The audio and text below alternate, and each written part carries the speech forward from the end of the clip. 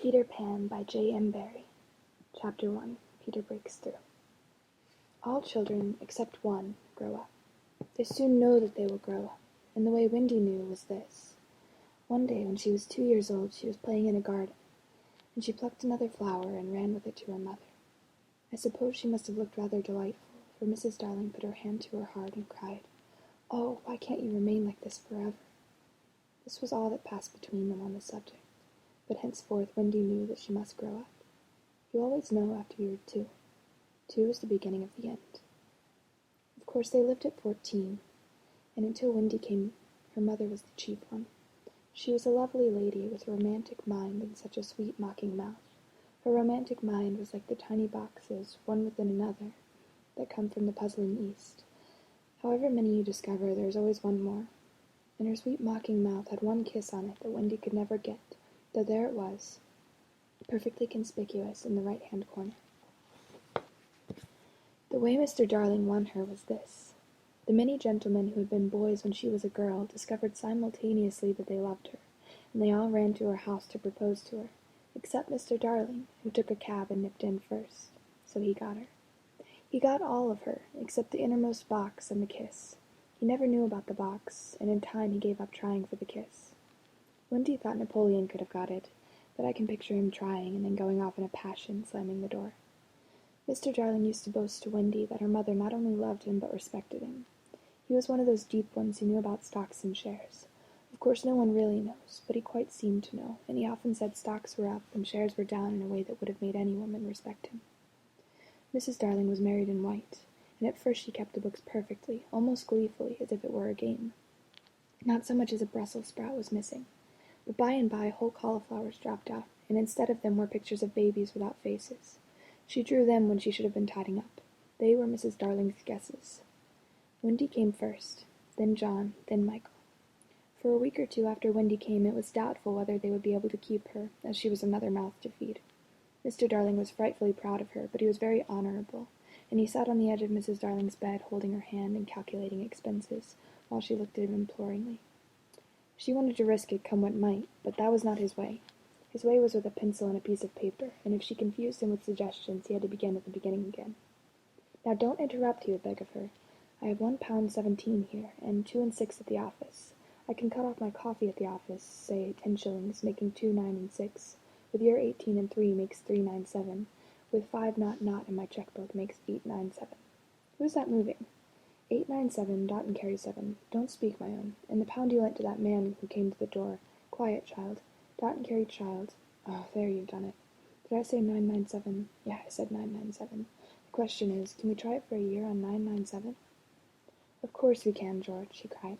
But she was prejudiced in Wendy's favor, and he was really the grander character of the two. Remember mumps, he warned her almost threateningly, and off he went again. Mumps, £1, that is what I have put down, but I dare say it will be more like 30 shillings. Don't speak. Measles 1 5, German measles half a guinea, makes 2 15 6. Don't waggle your finger. Whooping cough, say 15 shillings. And so on it went, and it added up differently each time, but at least Wendy just got through, with mumps reduced to 12 6 and 2 kinds of measles treated as one. There was the same excitement over John, and Michael had even a narrower squeak, but both were kept, and soon you might have seen the 3 of them going in a row to Miss Folsom's kindergarten school, accompanied by their nurse.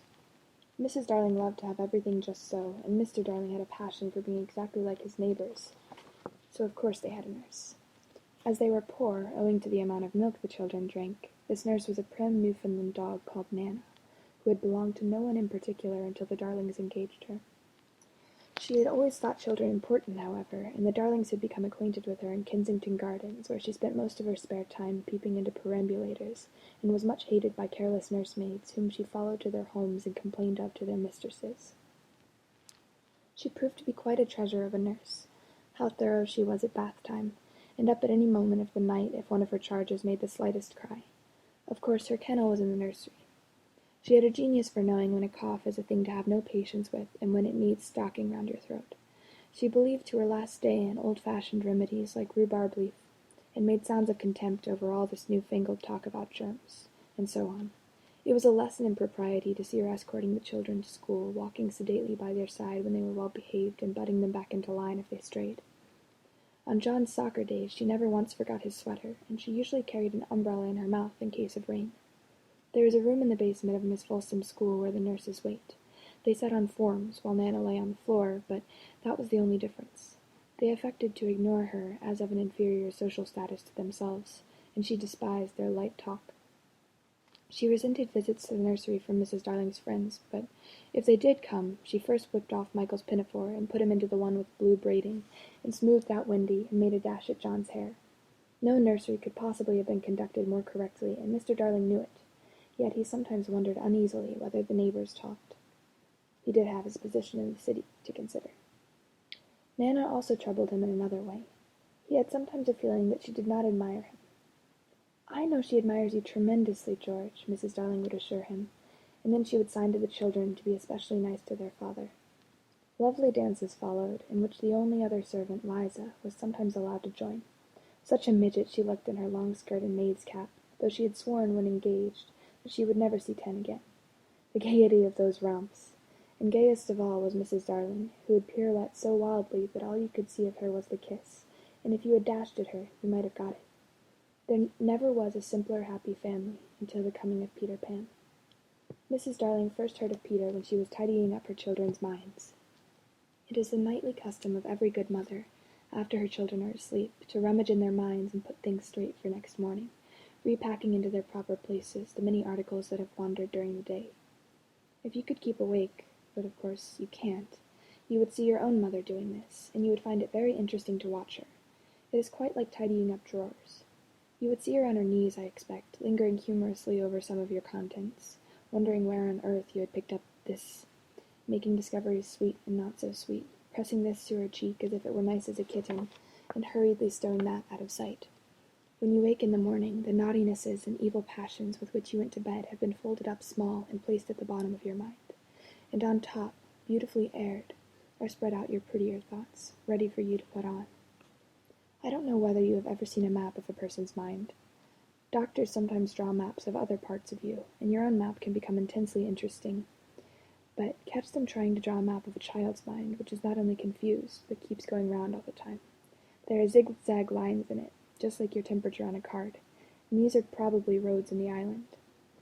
For Neverland is always more or less an island, with astonishing splashes of color here and there, and coral reefs and rakish-looking craft in the offing, and savages and lonely lairs, and gnomes who are mostly tailors, and caves through which a river runs, and princes with 6 elder brothers, and a hut fast going to decay, and one very small old lady with a hooked nose. It would be an easy map if that were all, but there is also first day at school, religion, fathers, the round pond, needlework, murders, hangings, verbs that take the dative, chocolate pudding day, getting into braces, saying 99, 3 pence for pulling out your tooth yourself, and so on. And either these are part of the island or they are on another map showing through, and it is all rather confusing, especially as nothing will stand still. Of course the Neverlands vary a good deal. John's, for instance, had a lagoon with flamingos flying over it, at which John was shooting, while Michael, who was very small, had a flamingo with lagoons flying over it. John lived in a boat turned upside down on the sands, Michael in a wigwam, Wendy in a house of leaves deftly sewn together. John had no friends, Michael had friends at night, Wendy had a pet wolf forsaken by its parents, but on the whole the Neverlands have a family resemblance, and if they stood still in a row you could say of them that they have each other's nose and so forth. On these magic shores children are at play forever, beaching their coracles. We too have been there, we can still hear the sound of the surf, though we shall land no more. Of all delectable islands, the Neverland is the snuggest and most compact, not large and sprawly, you know, with tedious distances between one adventure and another, but nicely crammed. When you play at it by day with the chairs and tablecloth, it is not in the least alarming, but in the 2 minutes before you go to sleep, it becomes very nearly real. That is why there are night lights. Occasionally in her travels through her children's minds, Mrs. Darling found things she could not understand, and of these, quite the most perplexing was the word Peter. She knew of no Peter, and yet he was here and there in John and Michael's minds, while Wendy's began to be scrawled all over with him. The name stood out in bolder letters than any of the other words, and as Mrs. Darling gazed, she felt that it had an oddly cocky appearance. Yes, he is rather cocky, Wendy admitted with regret. Her mother had been questioning her. But who is he, my pet? He is Peter Pan, you know, mother. At first Mrs. Darling did not know, but after thinking back into her childhood, she just remembered a Peter Pan who was said to live with the fairies.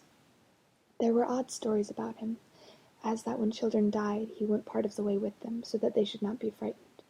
She had believed him at the time, but now that she was married and full of sense, she quite doubted whether there was any such person. Besides, she said to Wendy, he would be grown up by this time.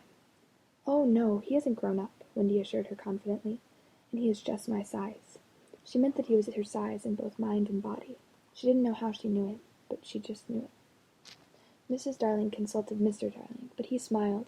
"Mark my words," he said, "it is some nonsense Nana has been putting into their heads. Just the sort of idea a dog would have. Leave it alone, and it will blow over." But it would not blow over, and soon the troublesome boy gave Mrs. Darling quite a shock. Children have the strangest adventures without being troubled by them. For instance, they may remember to mention a week after the event happened that when they were in the wood they met their dead father and had a game with him. It was in this casual way that Wendy one morning made a disquieting revelation. Some leaves of a tree had been found on the nursery floor, which certainly were not there when the children went to bed, and Mrs. Darling was puzzling over them when Wendy said with a tolerant smile, "I do believe it is that Peter again." "Whatever do you mean, Wendy?" "It's so naughty of him not to wipe his feet," Wendy said, sighing.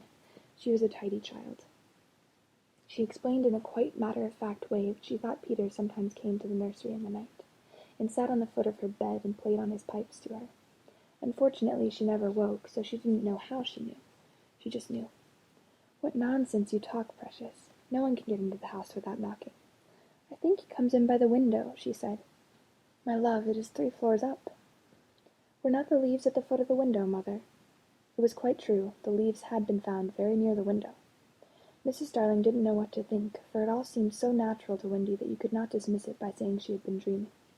"My child," the mother cried, "why did you not tell me of this before?" "I forgot," said Wendy lightly. She was in a hurry to get her breakfast. Oh, surely she must have been dreaming. But, on the other hand, there were the leaves. Mrs. Darling examined them carefully. They were skeleton leaves, but she was sure they did not come from any tree that grew in England. She crawled about the floor, peering at it with the candle for marks of a strange foot. She rattled the poker up the chimney and tapped the walls. She let down a tape from the window to the pavement, and it was a sheer drop of 30 feet, without so much as a spout to climb up by. Certainly Wendy had been dreaming. But Wendy had not been dreaming, as the very next night showed, the night on which the extraordinary adventures of these children may be said to have begun. On the night we speak of, all the children were once more in bed.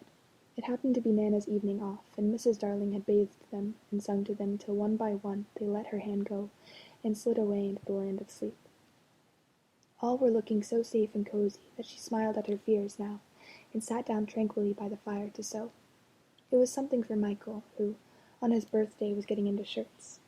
The fire was warm, however, and the nursery dimly lit by 3 night lights, and presently the sewing lay on Mrs. Darling's lap. Then her head nodded oh so gracefully. She was asleep. Look at the 4 of them, Wendy and Michael over there, John here, and Mrs. Darling by the fire. There should have been a 4th night light. While she slept, she had a dream. She dreamt that the Neverland had come too near, and that a strange boy had broken through from it. It did not alarm her, for she thought that she had seen him before in the faces of many women who have no children. Perhaps he is to be found in the faces of some mothers also. But in her dream he had rent the film that obscures the Neverland. She saw Wendy and John and Michael peeping through the gap. The dream by itself would have been a trifle, but while she was dreaming the window of the nursery blew open, and a boy did drop on the floor. He was accompanied by a strange light, no bigger than your fist, which darted about the room like a living thing, and I think it must have been this light that wakened Mrs. Darling. She started up with a cry, and saw the boy, and somehow she knew at once that he was Peter Pan. If you or I or Wendy had been there, we should have seen that he was very like Mrs. Darling's kiss. He was a lovely boy, clad in skeleton leaves and the juices that ooze out of trees, but the most entrancing thing about him was that he had all his first teeth. When he saw she was a grown-up, he gnashed the little pearls at her.